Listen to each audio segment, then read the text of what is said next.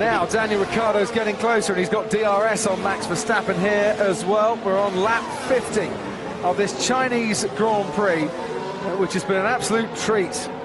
And as it stands at the moment, we'll see us with Hamilton and Vettel going into the third race of the season level on points. And I wonder if that is a foretaste of what we're about to get in 2017. Two drivers fighting for the World Championship very closely indeed.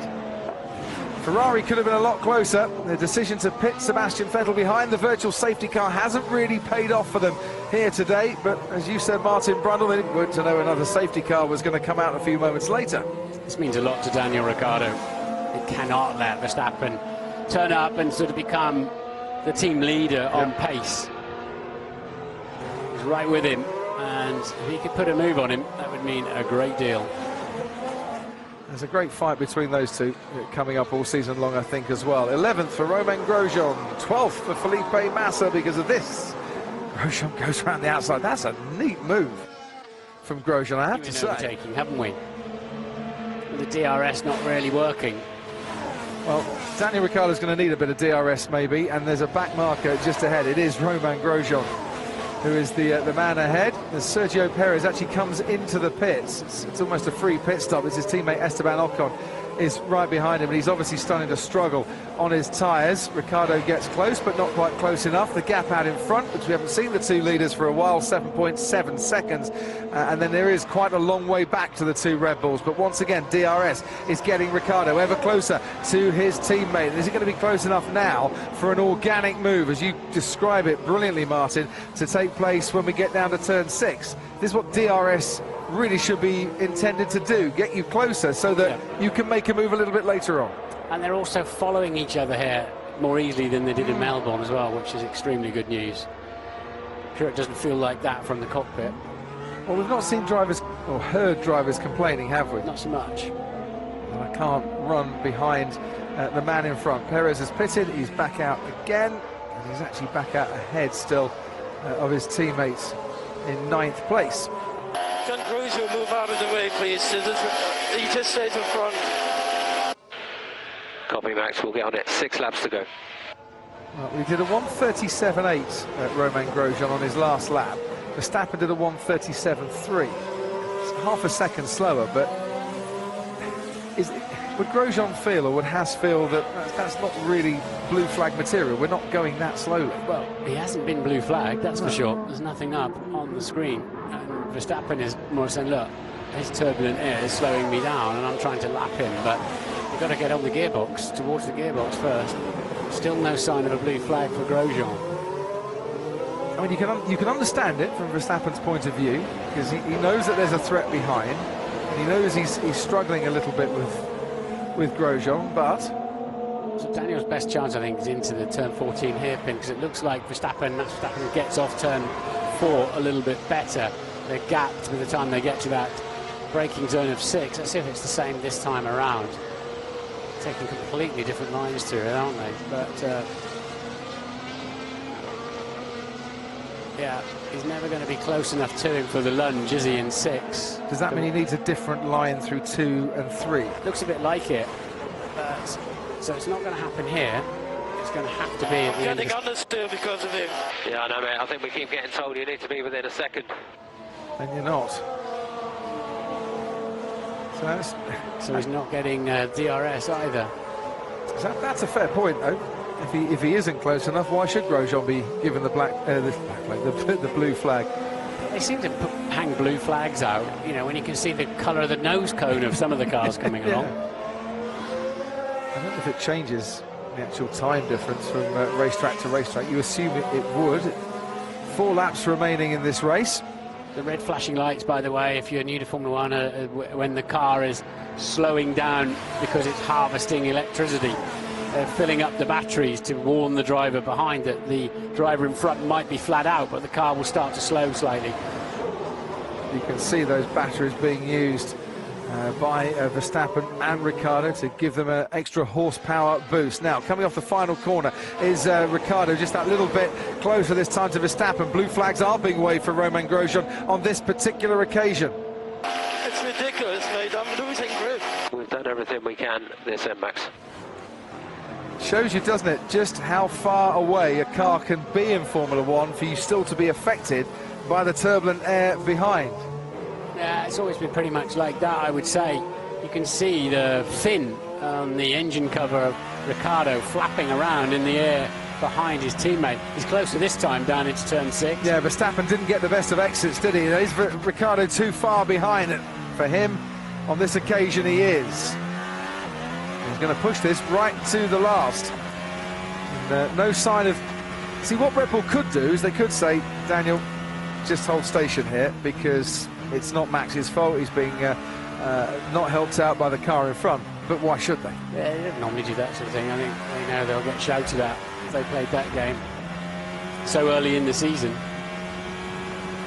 Yeah, this is for great pride in the team. So I still don't think that Grosjean's been given a blue flag. Although we saw blue flags flying, it's not mentioned on the computer. Right. They were definitely being waved at that final corner. Right, here comes Ricciardo this time. He is a little bit closer once again. This time he's got DRS, unlike into turn 6. Going towards the hairpin now. Heaviest braking zone on the circuit. Down the inside, it isn't available. Verstappen just covers him off. And Verstappen once again doesn't get the best of exits. He's not enjoying this at all. Blue flags are definitely being waved. You could see it on the flashing screen there. Once and twice for Romain Grosjean. And eventually he's going to have to take notice of those and get out of the way. Into turn 1 we go now. Once again, DRS helping Daniel Ricciardo. But once again, Max Verstappen plants that Red Bull in the right place to deny his teammate. But can, on this occasion, Ricciardo perform the move that he's been desperately searching for the last few laps without the aid of DRS? Because once again, he is that little bit closer. Tantalizingly, the position is there for him. And this is the fight for the podium, remember. Verstappen is 3rd, Ricciardo is 4th, and tantalizingly, that podium seems a little bit too far away for the Australian. Can you please keep telling Charlie this is really ridiculous? Understood. But Max, if you think it's bad being a couple of seconds behind the Haas in front of you, well, imagine what it's like for your teammate right behind you, and he's seeming to get away with it. So Max is getting flustered. His attention is in the wrong place here.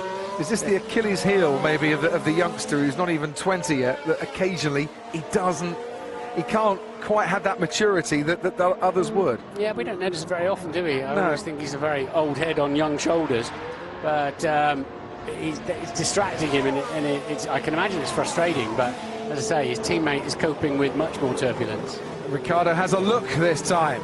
Down into the hairpin. Ricciardo can't get past once again. Out in front, we haven't seen the two leaders for quite some time now because we're focusing on this Red Bull battle. Hamilton 6.7 seconds ahead of Sebastian Vettel. And we're on for a tie in the championship lead with 2 races out of 20 completed. Into turn 1 we go now. Daniel Ricciardo swoops round the right-hander, still behind his teammate. We're on the penultimate lap of this Chinese Grand Prix. Hamilton leads Vettel, leads Verstappen, leads Ricciardo, and Kimi Raikkonen is 4 seconds and gaining fast away from these pair in 5th place. Valtteri Bottas is still gaining on Kimi Raikkonen. He's within 2 seconds of him as well. Yet more places still might change. Carlos Sainz runs 7th. Kevin Magnussen has been lapped, but he's running 8th ahead of Sergio Perez and Esteban Ocon. Then comes Grosjean, Hulkenberg, Palmer and Massa and Marcus Ericsson. And we've lost 5. Alonso, Kvyat, Van Dorn, Giovinazzi and Stroll. And still Ricciardo can't find a way past the young Dutchman. Never finished higher than 8th at this track before. Has Max Verstappen on for a first podium here in China, and they're on to the final lap for the 2 race leaders. Remember back in Barcelona when he won his first Grand Prix, he was so smart, was Verstappen, in saving his battery up to when it mattered most. And now is when it matters most down this straight, adopting a defensive tactic with the extra pound. Look at Raikkonen closing them down now. He'll be saying, you should have pulled me in 10 laps earlier. I could have been on the podium. Kimi Raikkonen running out of time. Daniel Ricciardo running out of time. He'll have 1 more lap, though, to try and reduce the meter deficits, or meters deficit to his teammate, and get on that podium. Meanwhile, the 2 guys out in front are going through the second sector at the moment, and Hamilton has a 7-second advantage over Sebastian Vettel. Towards turn 1 we go now. Verstappen's looking in his mirrors once again. He'll see that Ricciardo is still there, and he'll see that Ricciardo's still behind him, and still Ricciardo goes that little bit wider through and into turn 1. Hamilton about to get onto the back straight and en route now for yet another victory in Shanghai, and what will be his 54th win in Formula One. Just use your overtake. Yeah, don't talk, please. Let me concentrate is very much the message coming from him there, and oh dear, Ricciardo was really right up there and nearly right alongside. Yeah, he locked his front brake and put him deep into the corner. And what he's saying is basically use your extra power, use everything you've got defensively. Verstappen still ahead of Ricciardo. Nobody's been ahead of Lewis Hamilton today. Hamilton takes the checkered flag and wins the Chinese Grand Prix, and it's all square at the top of the Drivers' Championship as Sebastian Vettel comes home for second place, 43 points each, and we move on to Bahrain in a week's time. Hamilton wins in China once more, but who is going to get the final podium place? Who is going to be the other driver? Talking to Martin Brundle in just a all-time list. Behind his teammate Valtteri Bottas. P2, Sebastian, P2, well done, solid race and nice moves out there. Yeah, I enjoyed that one. Grazie a tutti. Grande lavoro. Dare say he enjoyed it a lot more than his teammates. Kimi Raikkonen, who wanted to come in a little bit earlier. And did Ferrari leave him out too late? Did the gamble to pit Sebastian Vettel behind the virtual